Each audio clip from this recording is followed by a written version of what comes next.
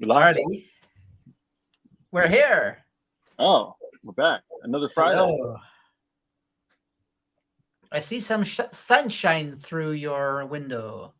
Yeah, it's actually well, it was kind of bright. It probably looks brighter on camera. It's a little overcast now, but yeah, my room, my house is under construction, so this is the same room I normally sit in, except different. You're normally Yeah, looking at what's behind the camera. I've switched it around for the moment because behind the camera now is a mess. But I had new floors, which is the cool part. nice. By the way, hey, Happy Peterson, Stampfmaschine, and Baftoni. Always good to see some people join us. Stuff machina. Yeah, Stampfmaschine. That is German, pretty sure. Right? Stampfen, Stampfen. Stomping. It's like stomping, like walking at a brisk pace, stomping. Yeah, Stuff machina sounds like a B-roll villain yeah, in a Marvel film. Like he fights Iron Man. true, true. Yes, Do you fight Iron Man, Stuff Machina? maybe. Let's see. Do you? Let's see. So it's almost the weekend, Harley. No, it's not. Almost the weekend. Oh, yeah. Friday, baby. Sorry, I was just finishing something up here. Let me get back to our page. There we go. I It just is. noticed that for the scouting, because I'm a scout leader, right, for the local scouts troop. We uh, we have like today and tomorrow and a little bit of Sunday as well. There's like a worldwide event that's going to happen. So it's like right You now, guys, you like guys are participating in the global jihad? yes, Yes. All right. yes, I take just that. yes, Boy yes. Scouts of the Netherlands. Like you and I are talking over the internet right now. Mhm. In earlier times, this used to go through the radio, right? You wouldn't have each other on the video call. You'd have like a radio. I would have a radio. You would have a radio, and you would communicate with each other through either even Morse code or just like speaking into a microphone. Um, and that is what the scouts are going to do this weekend. We have some radio amateurs, that's how you call them here in the Netherlands. They are licensed professionals who can just communicate with other people over like radio communications, and we are going to show the kids like this is how it was in the past. This is how we used to communicate with each other. Did you are you gonna like make them do like old timey like voices and stuff like that? No. Like man, see the Nazis are invading. The boys are gonna go over there and stop them. See, man. That would be cool though. But what we do let them do is, for instance, play Hangman over the radio. Hangman.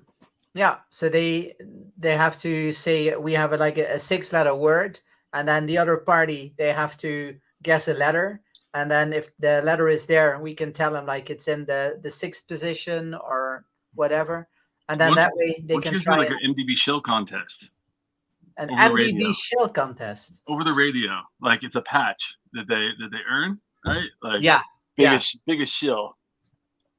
I like it. Yeah, Cool.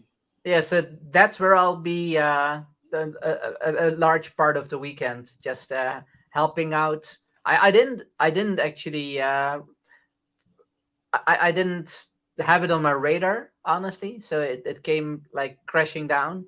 But it's gonna be it's always a fun weekend. So No, but yeah, I've got first weekend. I'm showing. I started a thing called Dadder Day, okay, right? Where yes, yeah. That non-profit organization, right? well, yeah, it's not a nonprofit. I'm trying it out. I spoke to like some of the moms and dads, and they're really interested. So essentially, we just take the kids out, play soccer. They don't know what they're doing. They're like almost 2 and just over 2, that age range. So they're about 2. So they don't really know much, but they just run around, they do with that, and then the dads go and like get a beer after.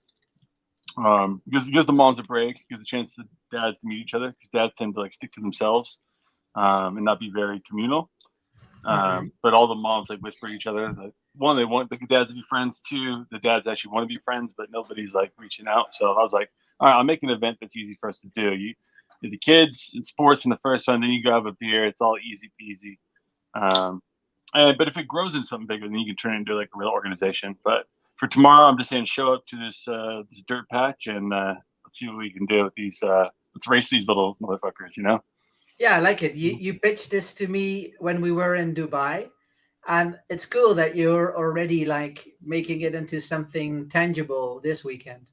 Yeah, it's really easy because week to week you have to like make it better and better. Because this week I'm just like show up and just pick a time and a place. Yeah. But as we move forward, like you'll want to like organize the time the best, get the best kind of equipment you want. You may need to do 2 sessions depending on the kids. For after, you'll want to find a place that's consistent. You can go probably get like drink tickets ahead of time for the beers, get a discount.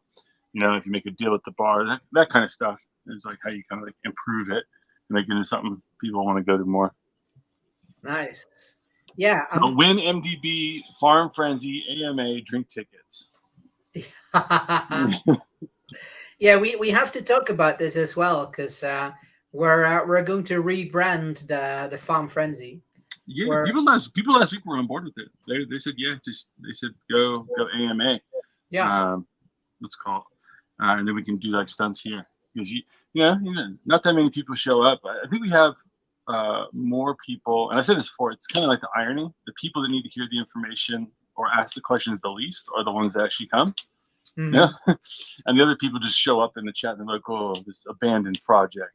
And yes, that's right. That's why we're in the chat every day. That's why we're on AMA every week. It's over earning more income than MDB's ever earned before. Real fundamental investors out there in the space, right? Looking emotional babies. That's just my 2 cents. That's maybe me being an emotional baby about it.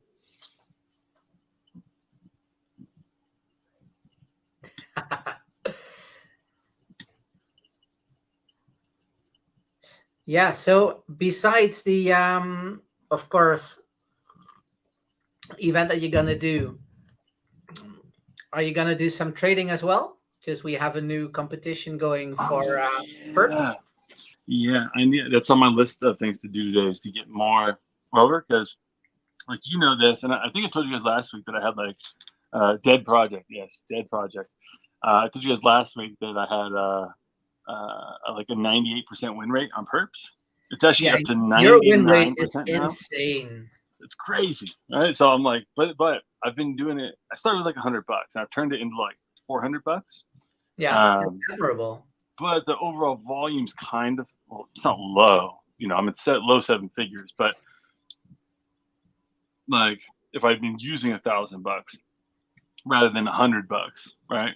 Like it'd be much higher volume. So that's something I have to do this week because when I trade, it's called vibe trading. I was explaining it to somebody the other day. I was like, how do you trade? I'm like, vibes, man. Like, well, how do you like quantify that? I'm like, I win 99 out of 100. That's how I quantify it. It's called vibe trading.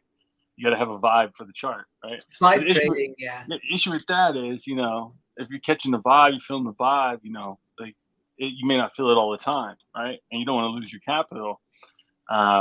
So you got to take it when it comes, which means I need to go bigger when I have the opportunity because I can't sit there all day and go in and out. Although every once in a while I can. Like one time I did 5 trades, so 10 in and out. Yeah, that is good for your volume. Yeah, I did it in like an hour, right? Because it was just a really volatile like Fed thing. So I was like, all right, boom, vibe here, vibe there, vibe here. But yeah, no, I want my 5 million in volume. I'm gonna try to get there. I think if I'm trading with a couple K, I think I could do it. Yeah, I mean, I think that the maximum is 3,000 now, right? Yeah, last time I remember was 3K. So if you do 3,000 at 50x, that's like 150K each way. So that's like 300K ish for a round trip. So yeah, that's very doable. Yeah, it's 17 trades would get you there. Yeah.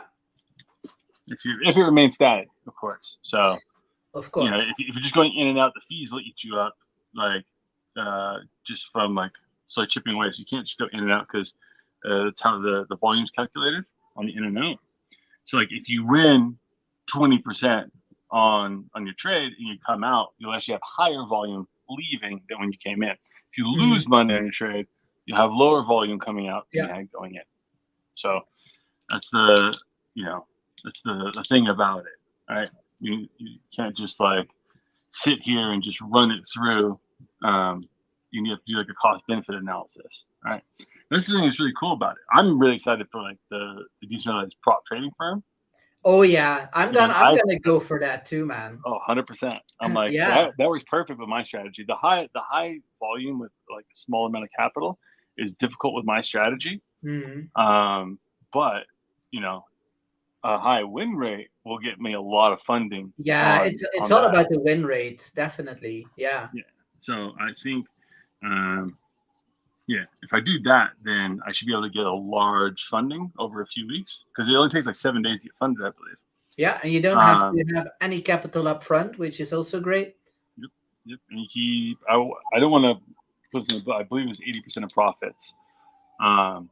So I'm like, that's great. Because if I get a lot of funding for my thing, I was like, that's fine. Everybody wins. Yeah. Foxify gets volume. MDB gets income. I make income. Foxify makes income. Everybody is happy pappy. Indeed. Yes. You look like what's his name? No, I Love Gold. The other villain. Oh yeah. Mr. Dr. Evil. Dr. Evil. Dr. Evil, yes. Yeah, except your cat has hair, and so do you. So it's like a dead ringer. You're just different Bond villains. Do you? Or no, the Austin Powers villains. Austin Powers, yeah. Have you ever watched Inspector Gadget? Go Gadget something. Yeah, Go Gadget, whatever. But Dr. Claw was like the bad guy there, yeah. And he always had a kitty he was stroking. So I was like Dr. Claw just now. But the kitty bolted. They were like, nah, I've had enough. They're now eating their. If you were a doctor and you were drinking White Claw, I'd call you Dr. Claw. Dr. Claw. Yeah, that's my dad joke for the sesh here. Let me see. Go Gadgetto. Go Gadgetto. Hello, Danny. Hello, go Danny. Sorry, guys. Delayed in a meeting.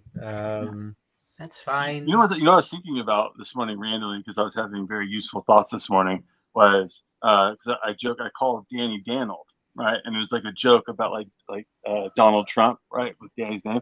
But then I had a thought. Right? I have a little cousin named Donnie, right? And I'm like, his real name is Donald, right? So if his name's Danny, is his full correct name Danold? You know, like so. These are my morning shower thoughts. It is. Yeah. It is, absolutely. That is a good question. I was gonna. Yeah, you caught me there. My real name is actually Danny. Daniel is obviously the common sort of. Yeah, Danny is normally short for Daniel, but I always joke. Someone could see this, but I always joke my mum was drunk when she named me and she thought she was cool.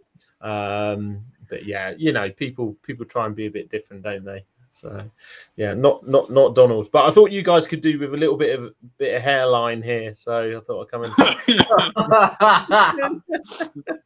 I have mine. It starts underneath my shirt.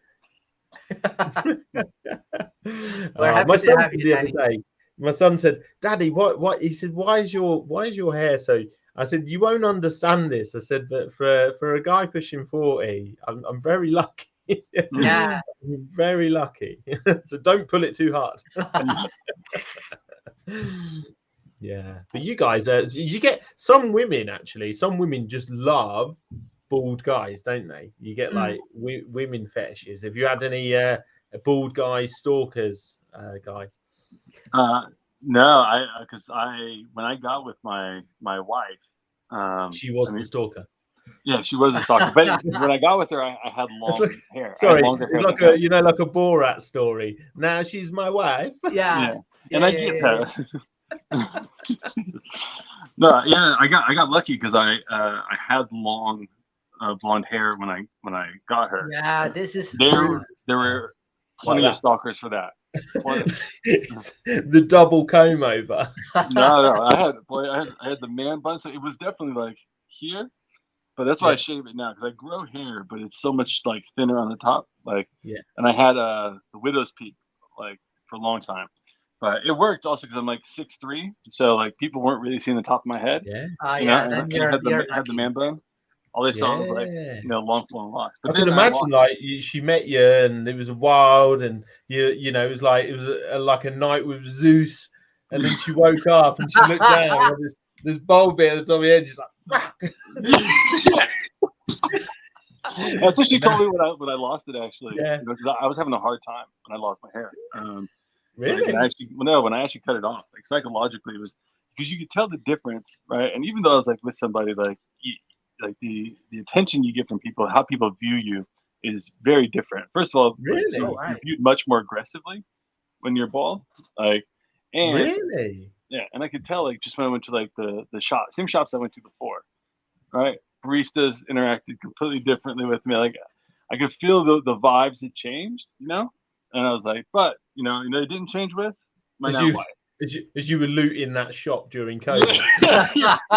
Like, why are you guys so uptight? Yeah. So when your missus is going out with the girls, does she take a stepladder with her now?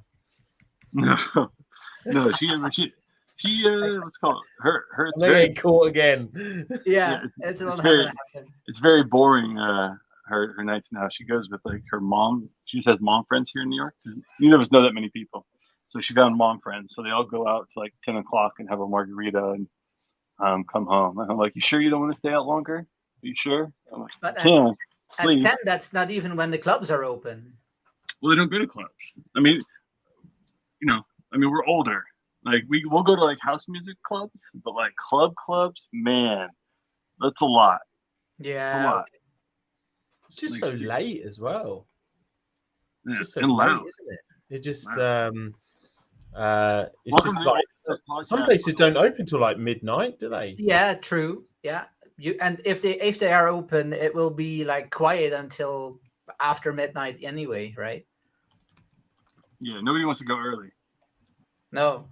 Be the weirdos in the club early. You want to show up late when there's like, they're like, oh, that's one of Tiger Woods' mistresses up in the cage up there, and you're like, what? This place is fucking packed, right? If you show walking early, all you get is like two, giant Russian bouncers escorting you into an open room, and you're like, well, this is terrible. Yeah.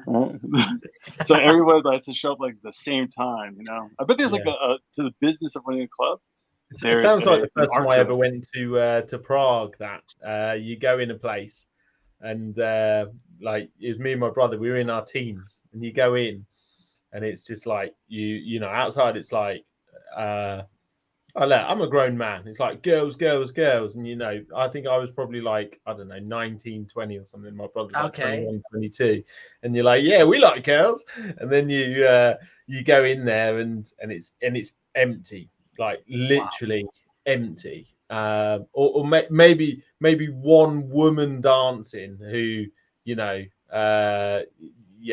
doesn't even it's just grim and then they bring you the menu, the drinks menu, Mhm. zero prices on it. Oh yes.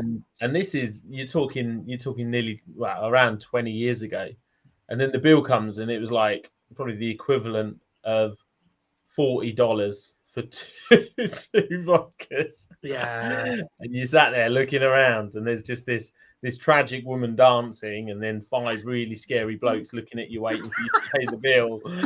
Like, bam.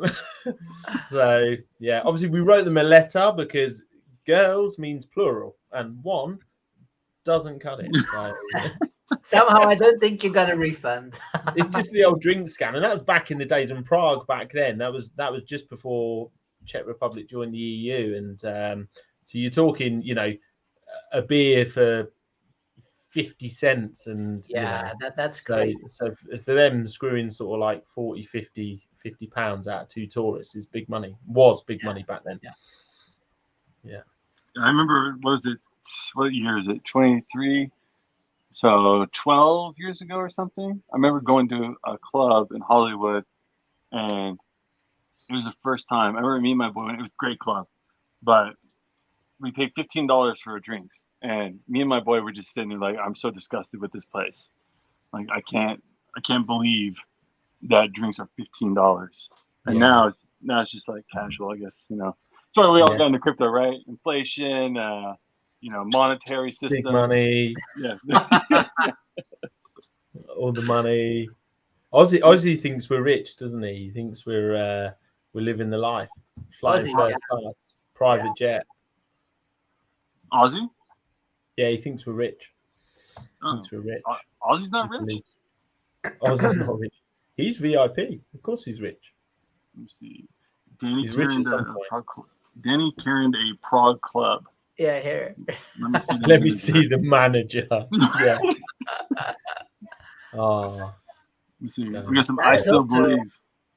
That is also a city I have never visited, Prague. We haven't seen Kurt for a long time. Kurt is back. Welcome back. Believes. You still believe? It sounds like there's a reason not to believe. We've had a good week. Yeah, never perfect. Yeah, I had to write that in what's called in over in the Obsidian Council I'm in.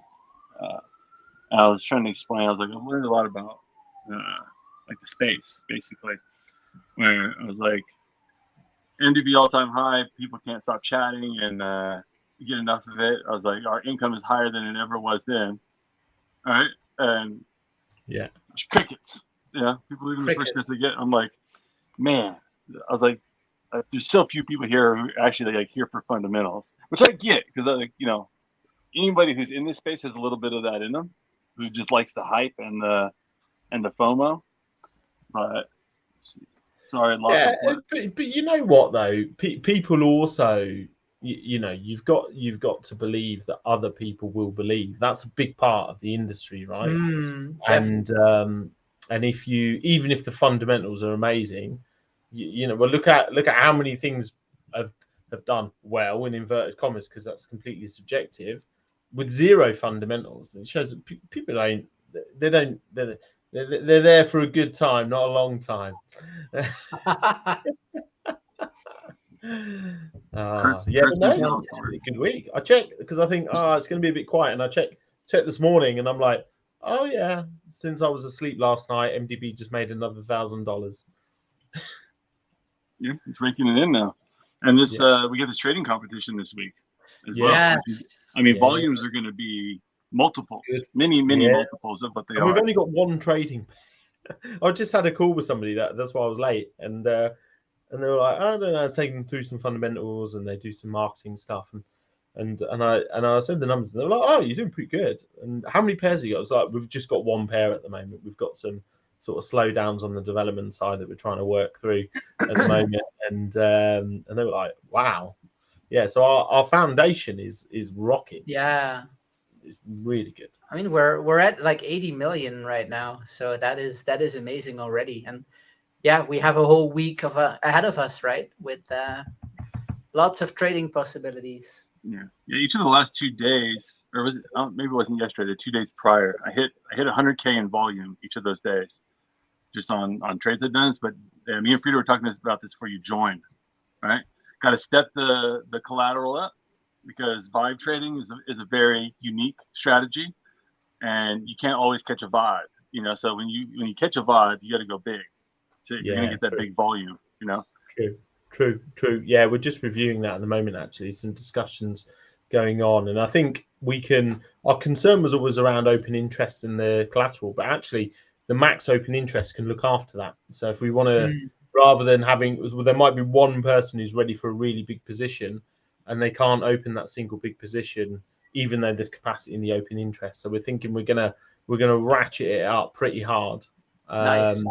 And we'll be in a position where maybe even, I think, just is prudent to move in phases, just in case you spot something you couldn't see before. But we're probably gonna bump it from 3K to 10K actually, minimum collateral. Whoa, Boy, that is huge. That is big. Yeah, definitely. And I know what you mean, because there are, like, sometimes if you're like forcing it a bit, you're looking for positions and you're trying to scout, but you don't. But sometimes you look and you're just like, you feel like you can just really see it, and and that's the time when you would go really big on the. That's position. the vibe. Yeah. I'm still wrong most of the time when I feel that, but sometimes I do feel that. Yeah, I'm worried. I'm worried as soon as I use bigger collateral, it's going to change how easy it is to be cool about it. You know, using $100 to $400 at a time is a lot different than using like $3,000. Right? When I I'm use exactly $100, like that.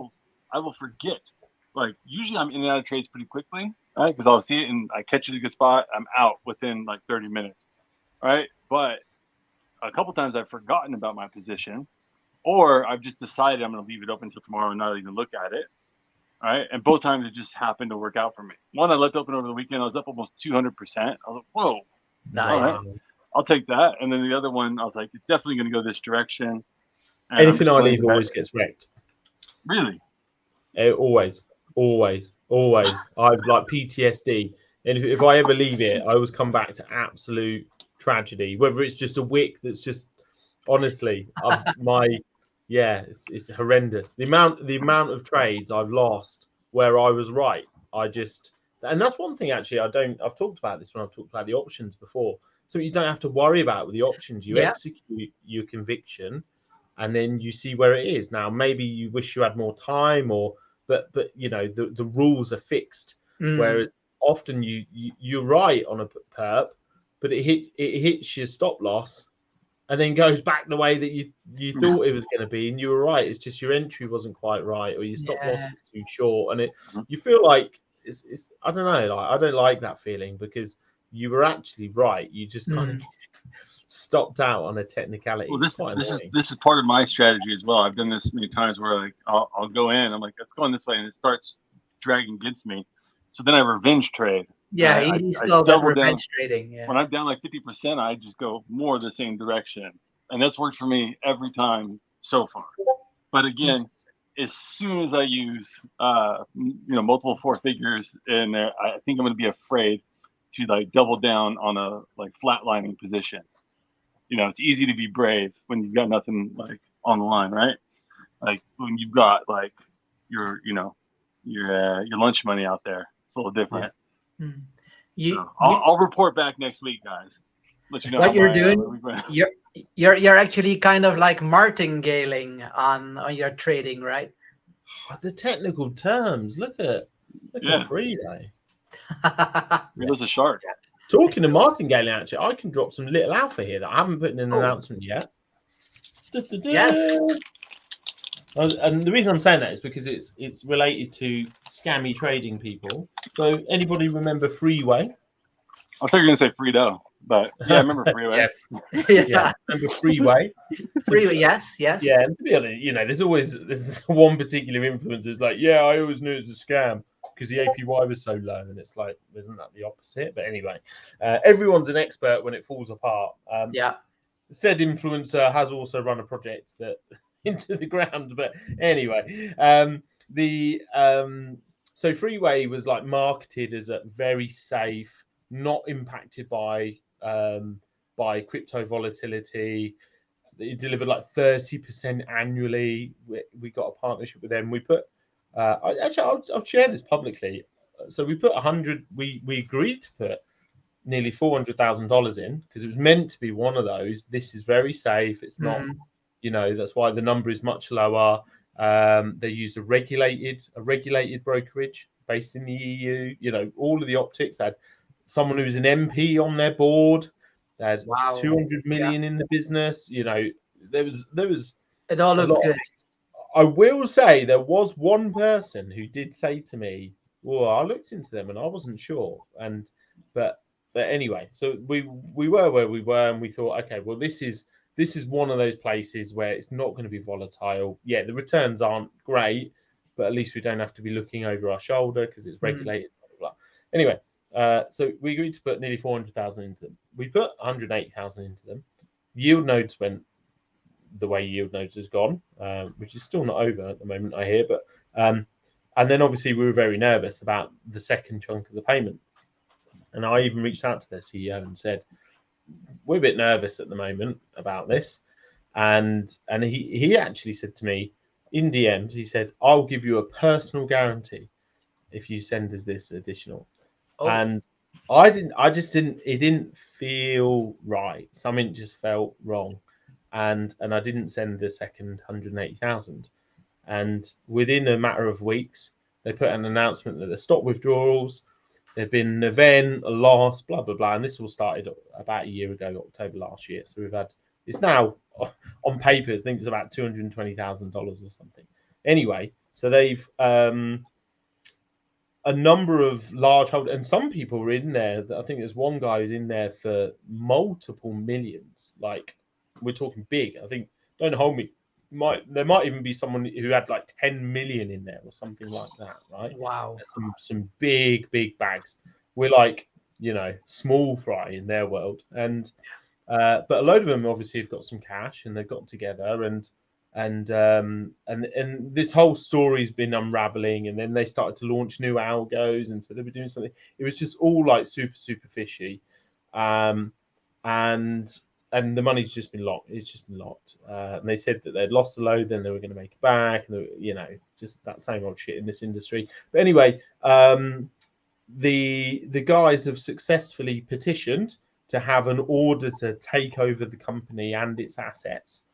So they were trying to basically absolve the company, move it into a different company, basically start afresh. And there's belief that there's 60 million somewhere, and they could just kind of start again. And the company were telling one story anyway. So long story short, these guys have got together, created a petitioned the court in the Cayman Islands, and yesterday the report was published, and the judge has made a decision that the management of Freeway no longer control the company, and there is a full investigation. They also petitioned that it should be kept, it should be sealed. Sealed in court means that it's not public. Yeah.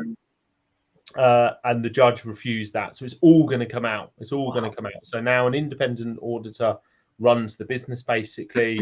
The guys that are in charge, obviously, everything's going to come out now. Potentially there could be 60 million somewhere, which, there's probably debts and other things that would have to come out of that. But, it could be anywhere up to 30% of our cash back. If, you never know how that's going to shake out, right? Until you actually see the money, you can't bank on it. But yeah, no, a bit of a win, and well done to those guys. And for us, hopefully, maybe we see some of that money back. But yeah, bit of an update, a little bit of alpha on an ongoing story.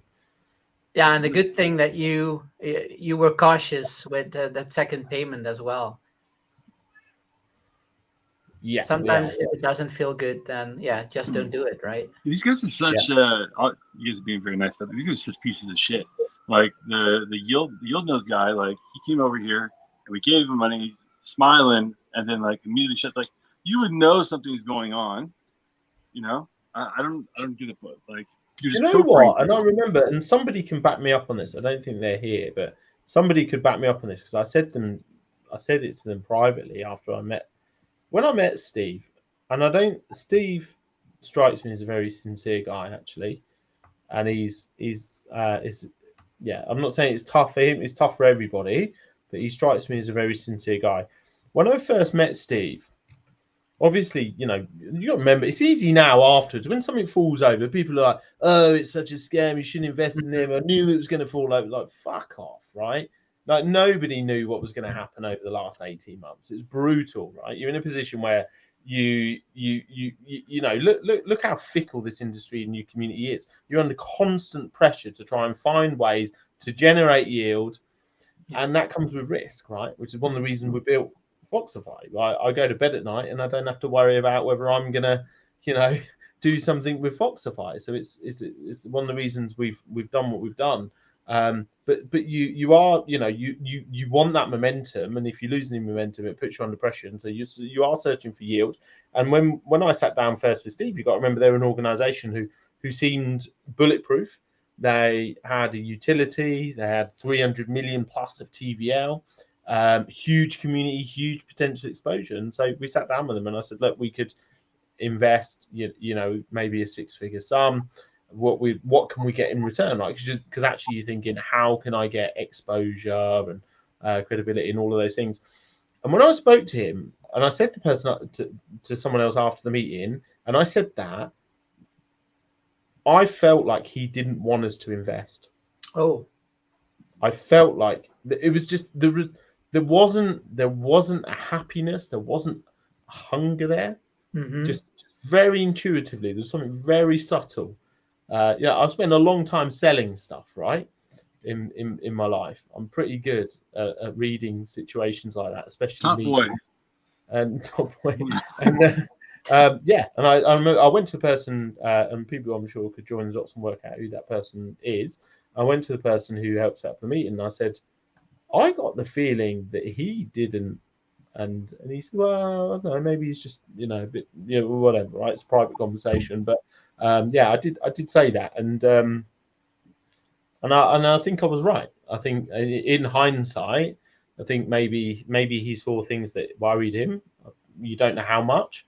I think in the moment, whilst I agree, all of them are monsters, blah, blah, blah, and all this stuff. I think it's an interesting anecdote. I did genuinely get the feeling from that he didn't want us to invest. Yeah. Well, yeah, I'm not saying anything. I'm saying it's a shitty move to get people to invest when you know something is wrong, right? Which you're saying, you may have maybe the mafia was holding his feet to the fire and he couldn't say anything. He had his wife and his kids. Who knows? But as an action by itself, without knowing anything else, not a good action. Yeah. Hold my bag, sir. It's the lying, isn't it? It's the lying. I also I don't sympathize with some of these people, but I also understand, having been this side in this industry, because people can't handle the truth. Yeah. It's so emotionally volatile that if something is difficult or something bad has happened, you're gonna have to work back from it. It's such a fickle industry. It's if you were in a normal business, you're like, we've just lost our biggest customer, or we're getting sued by somebody, or stuff happens in business, and you'd be like, oh, this is bad, but all of your other customers don't leave. Yeah, true. They're not like, whoa, and they're all dumping. You're your investors don't sell all their stock overnight, and your staff just don't come in the net. In this industry, it's just chaos. So whilst I don't condone it, I understand why it's just the pressure on somebody, and so they're at a crossroads, and they're because when bad stuff has happened to us, I feel sick. I feel absolutely sick, and I think you probably noticed that I normally get it out quickly, because if you have to sit with it for too long, your brain will start saying, how can you avoid this harsh reality that you're going to have to deal with? And I think there's a bit of human nature in that. So that's why I'm just I'll get it out. You can start hitting me now, and we can get this over with. Anyway, I'm talking your ears off. That's not good. You fired up today. Always. Frito's going through something now. Frito.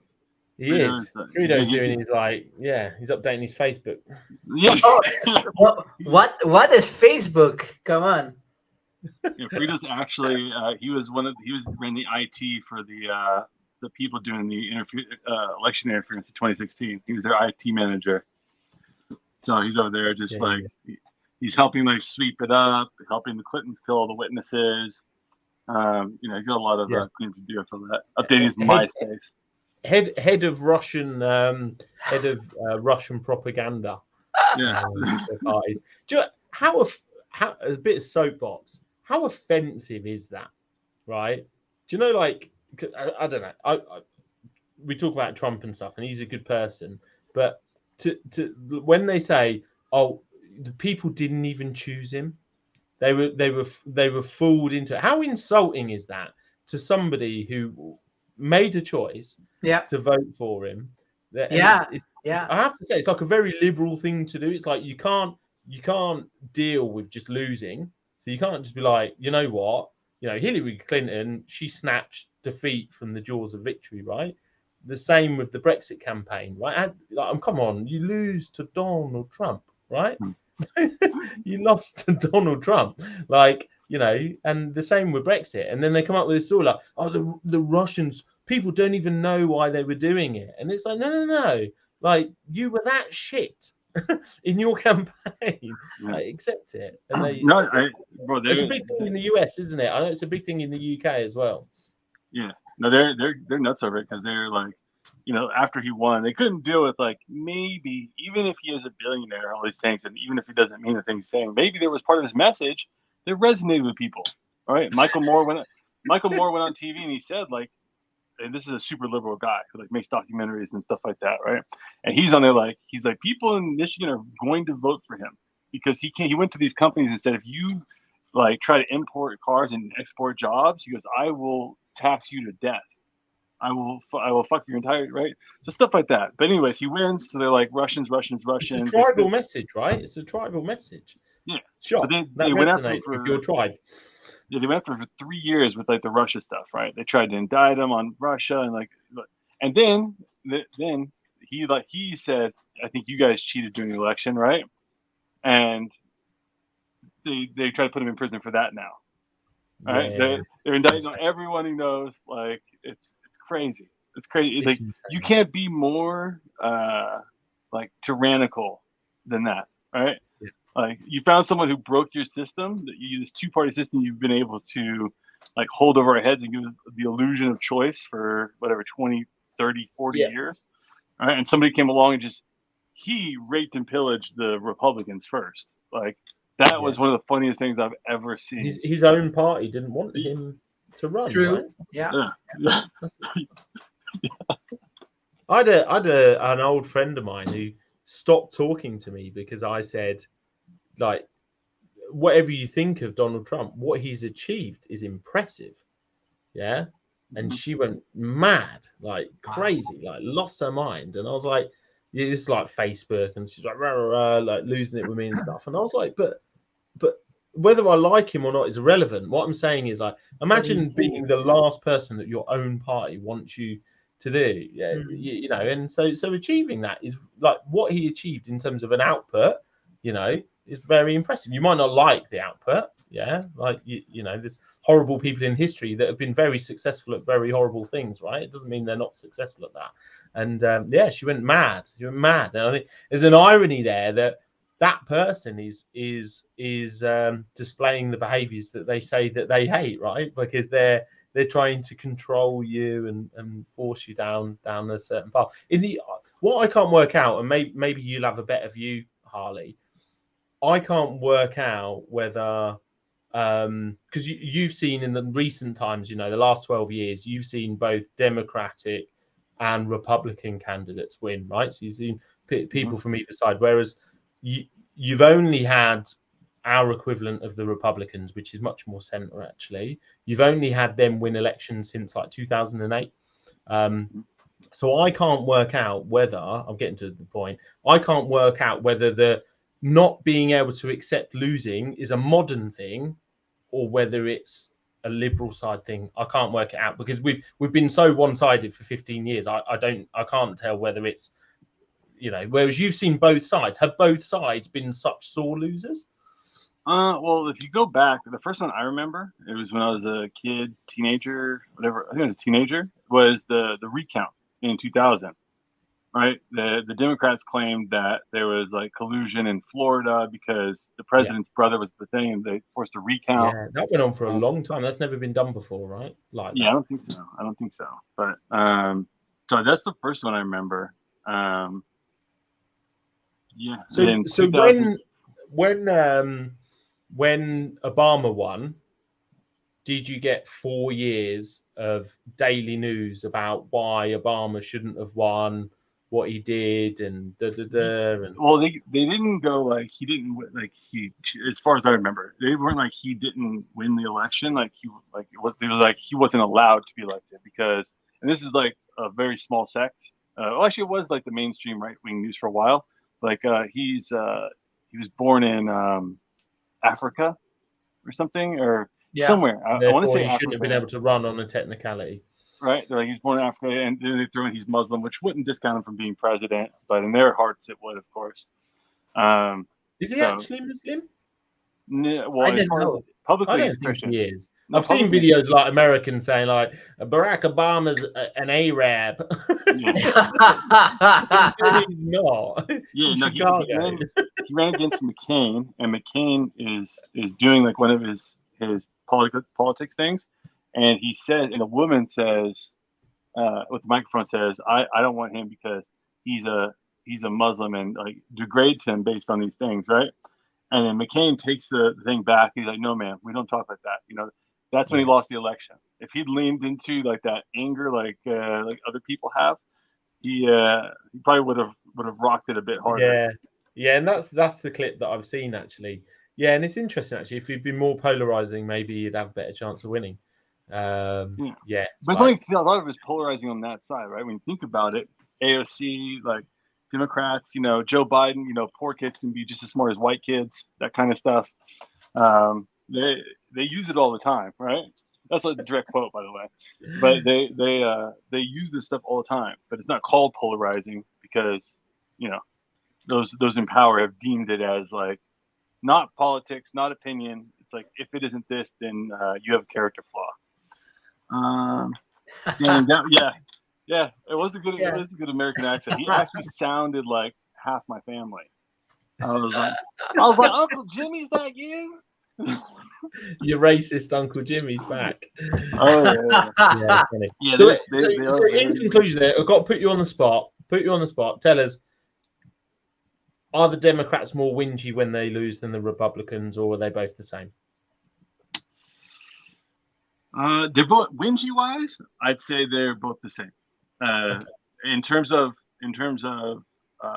tyrannical actions, Democrats, hardcore. Really, I feel like the Liberals are more whingy here, but they've just been losing so much. It's almost like Boris Johnson is like our Donald Trump, isn't he?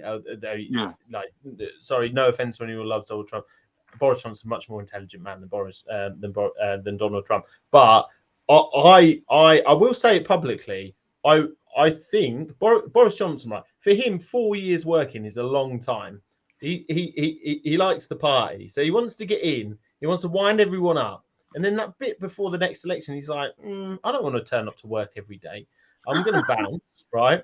I'm going to bounce, and then he will. There's an election next year. He'll that's it. He'll come back, right? And it's perfect for him because elections are so boring, and British people have a dark sense of humor, right? So like, Boris is back. This is funny. Now it's worth watching TV again. And I think he'll come back. And I actually do want him to come back. And I do want him to run. And I do want him to win the election. Because I feel like the last one, I think about 30% of the country was about to crack. I think literally, I think they are a Rizla paper away from 30% of the UK falling to their knees and being like that woman that was screaming. Yeah. And that's it. I really don't care. Boris can quit the next day. I don't care about him running the country. I think he'll come back. I want him to win just because people were on the edge. Facebook was like, it was like, you know, they're all toasting the victory with the blood of poor children and like and I agree with you. The hate of somebody that you think is better off than you is a different level thing in the UK as well. It's crazy. Like really, like the some people think it's completely justified to like completely dehumanize someone if they think that they're wealthier than them. It's wow. Like, really I never understood that. We have that in the US. We have that in the US. Like a segment of people. I don't know if it's I mean, there's the famous thing, "Eat the rich," right? Like that's the phrase. The closer the skin, closer the skin, better the skin. Yeehaw! Fucking love it. He gets it. But yeah, no, I had the same feeling in 2016. I'd gone and I was going to this really like well-known like activist college in America. It's called Berkeley. You guys probably don't know it, but it was very famous in the 60s. It continues to be a place for leading liberal minds, right? And these people were just the most batshit crazy. When I got to school there, right, I came up. I'm supporting myself. I'm trying to find a room. Most expensive college town in America, right? This is in the Bay Area, and I kept seeing like no cis white males, right? Like for like housing. And I'm like, what the fuck is cis? Right? And it just means like someone who identifies like as they're born and is straight, something like that, right? Basically, like, I couldn't apply for housing, and that was like my experience for like the first year there, right? Just shit like this, like hearing stuff about, and I'd never voted Republican. I still haven't. Honestly, I just didn't even vote in the last 2 months. But when he won that night, the distraughtness on campus, the tears, the weeks of teachers being like, you don't have to come to class, and it replenished my soul to like a level of like rehabilitation. I was like, it was all worth it. That last year was worth it just to watch these people lose their minds over this. It was great. It was great. Great place to be to sit. I've got to think about that actually. I haven't thought about. I think me just sat in my living room seeing this unfold is just not going to be enough. I need to be close to some action. I need to really enjoy it. I think that's one of the who wants to get old, and I think having kids is a hugely humbling experience, and in getting older, just every year of your life humbles you a little bit more.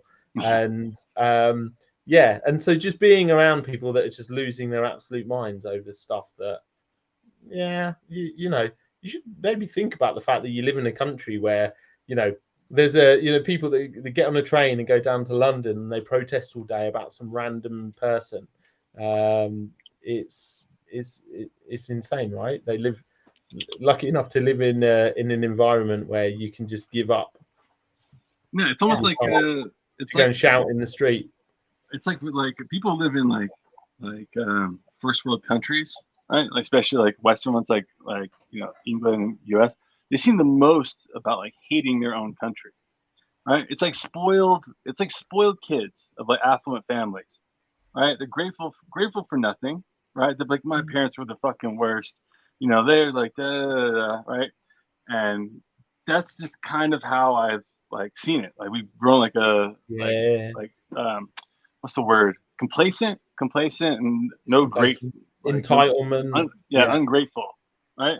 Yeah. For like things. And even on my side, right? Like I'm not the person protesting and saying we tear down our history and stuff like that, but I get worn out on the other side where I talk to you guys constantly about leaving this country, right? Where I'm just I'm like, I can't do this shit, right? But immigrants in the UK, children of immigrants smash it. They do really well. Statistically, they do really, really well. It's about the home environment. Building value education. The outcome difference between we had one like immigrant group of Indians from like one specific place in India. All the parents were had nothing when they got here, right? And they're all in like the same government programs that the rest of the families were. The white, black, Hispanic families are from here, terrible outcomes. All the kids. Many of them still live there in their 30s. Yeah. Many incarcerated. Some have passed away. Indians, not like very few fall into that category. And although they're like in the same place, basically, when they went home, they have parents who are like above all else, like business, education, family, like their own culture within the culture, and it like really like protected them and like helped foster them. So that's what immigrants do, because they come here, they're grateful, they're hungry, right, and they pass that on to their kids. Yeah, right. It's family, education, and hard work, right? Yeah. Definitely, they're awesome. There's a guy who works for us, and he's based in Malaysia, and And there's a little while ago, I'm like, oh, we've got this thing that we need to do. And so he said, okay, well, I'm a bit busy at that time because I'm helping my brother with his coursework. Right. Oh wow. In the West, you don't even do your own course. Exactly. I mean, You're like chat GPTing it. You're paying the son of an immigrant. But he said it's my responsibility in my family to help and he's to help his younger That's siblings beautiful. to ensure that they perform from it's just a set of values is so strong and impressive. But then again, you know, you fast forward 60 years and the Chinese will be like the Americans now, and and they'll be somewhere else, right? There'll be somewhere else it's human behavior, isn't it? Yeah, they'll have their Donald team. Yeah. So Donald Trump, they got Donald team. Yeah. And we got everybody. What's it called? I'm trying to think of one that doesn't sound racist. Donald Tong. Donald Tong. There you go. Dong Tong. Ding Tong. Yes. This is crazy. All right, probably we're sailing close to the wind now. Yeah. This was a good politics thing. So the other day, was it yesterday? I think it's yesterday. I dropped my ID apparently. I hadn't noticed. You dropped your ID.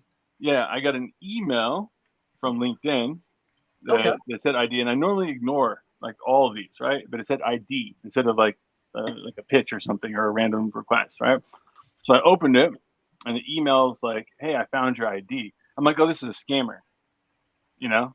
And so I look in my wallet, and I'm like, all right. I was like, this person did find my ID. I went in their thing, and they actually work in blockchain, and they're a Fox News contributor.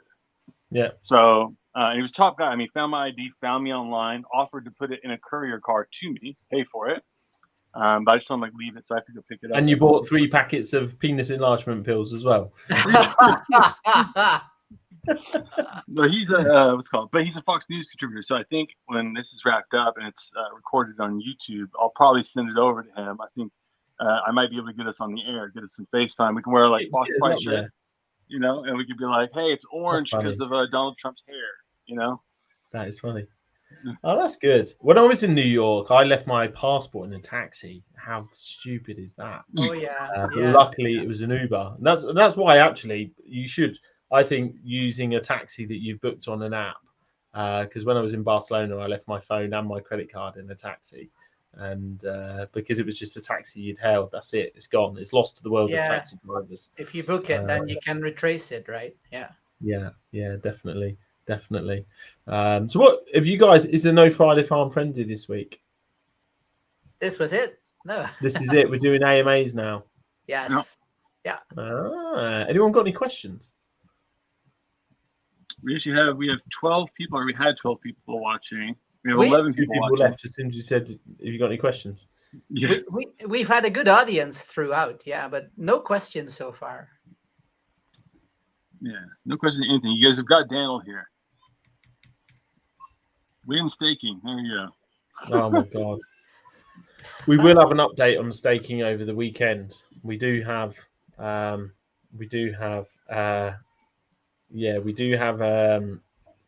some tricks up our sleeve. So we're talking. Do you want some alpha? We always want the alpha. Always. So we're just currently talking to the balance. We're just talking to the Balancer team about setting up an incentivized pool on Balancer and getting an application. And we were talking to Balancer a long time ago, actually. So they're being super helpful. So we're just talking to the team there, and it looks like 99% sure there'll be an incentivized pool on Balancer, and I would hope that is live by Monday. So yeah, that's going to create obviously a lot of utility, a lot of demand, and be quite generous rewards. There's such a low float. You don't. When I say float, by the way, it's such a tiny amount. You think when we launch a staking pool on MDB, you get before you get like $10 million worth going in there when the market cap was higher into the pool. You need a lot going in there to make the ROI quite high. You almost become like a bit of a victim of your own success. And whereas the actual float, if we set up an incentivized pool somewhere else, right now every token in circulation would have to go in that pool. you could still, I think you could still, if every token in circulation, which obviously isn't going to happen, went into that pool, you could still, without breaking a sweat, probably deliver somewhere in the region of sort of 60% APR. If half goes in, it's 120%. If a quarter goes in, you're talking 240% APR. It's very easy to Huge drive numbers. the float that we've got. So yeah, so balancer pool looks imminent, and we're working on something. I'm sick of saying shit that we don't do or we're delayed. So we had a really productive meeting last night. We've got a couple of options. We'll see where we are on Monday in terms of the reading of the smart contract that comes back.